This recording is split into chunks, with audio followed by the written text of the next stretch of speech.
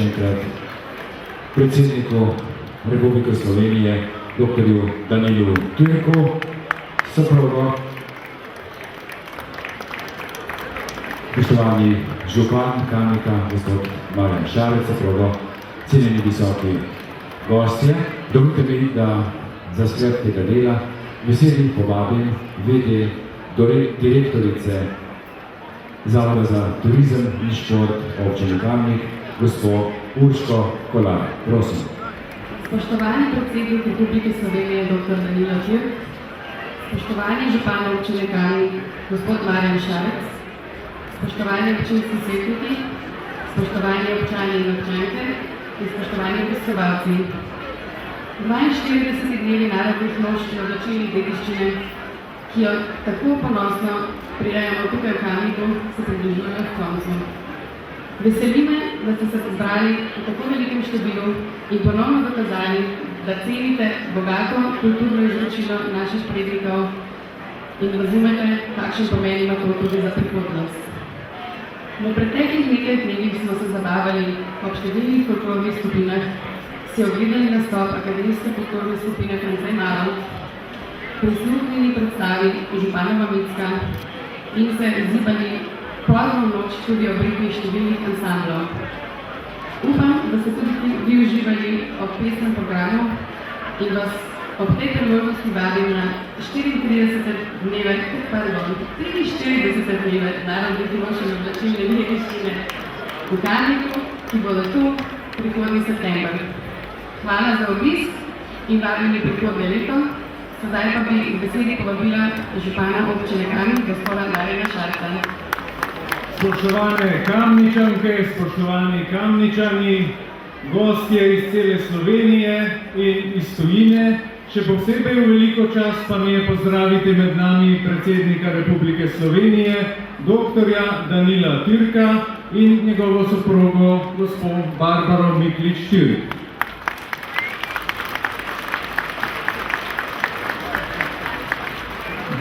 42. dnevi narodnih noč in oblačilne dediščine so skoraj za nami.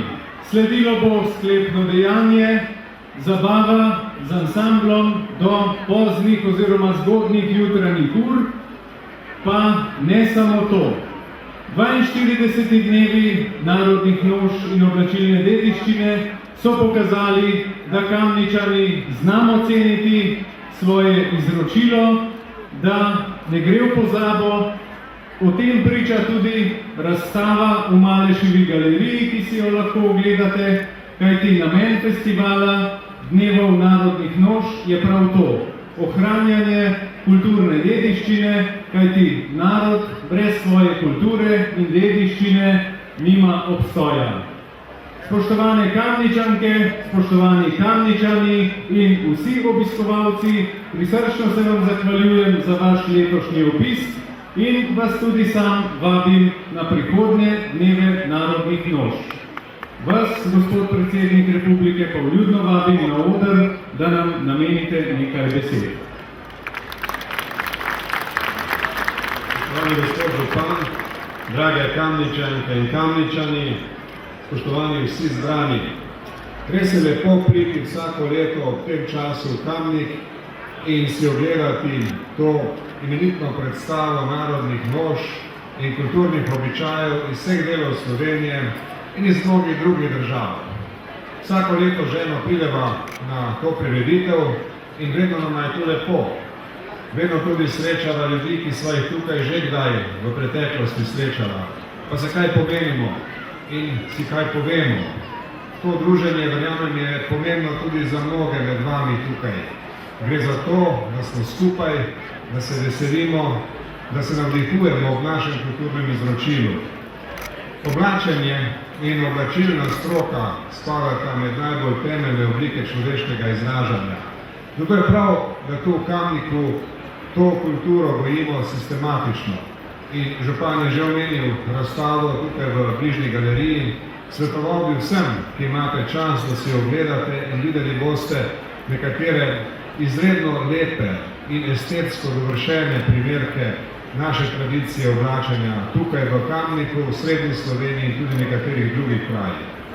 Seveda je tu polno vsakršnih doživetij. Meni ni bilo dano, da bi bil z vami več čas, kar se tu v Kamniku praznuje. Vendar moram omeniti samo en majhen dogodek z današnje prireditve. Ko sva županom gledala ta sprevod in med njimi tudi možakarja, ki je tako zbičen, nekajkrat zelo močno počil in naredil red v okolici, ko se pogovarjala, kako bi se dalo to metodo, ta način uporabiti. Hitro so se strinjali, da meni kot predsedniku to ne pristoji, pač pa županu, veste, župan bi pa mogoče lahko kakšen tak način dela uporabil, zato da bi bilo v tem mestu čim bolje. Želim vam, da bi se še naprej lepo imeli, naj vam bo lepo, lep dan, lep večer in vse dobro. Hvala lepa.